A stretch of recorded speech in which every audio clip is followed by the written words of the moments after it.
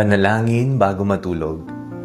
Ugaliin po natin ang magpasalamat at magdasal sa Diyos tuwing gabi bago po tayo magpahinga.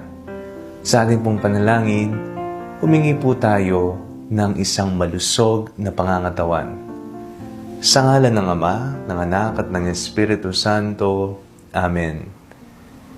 Diyos na pinagmumulan ng lahat ng kalusugan dito sa mundo, Diyos ng buhay, Diyos ng lahat ng kalakasan, kami po ay lumalapit sa inyo ngayon bago po kami magpahinga upang idulog po sa inyo na kami ay palaging biyayaan ng isang katawan na masigla at matibay, malayo sa anumang uri ng sakit.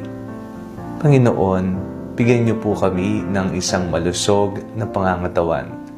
Kami ng aming mga pamilya, mga kaibigan, at maging ang mga lahat ng mga may sakit sa araw na ito.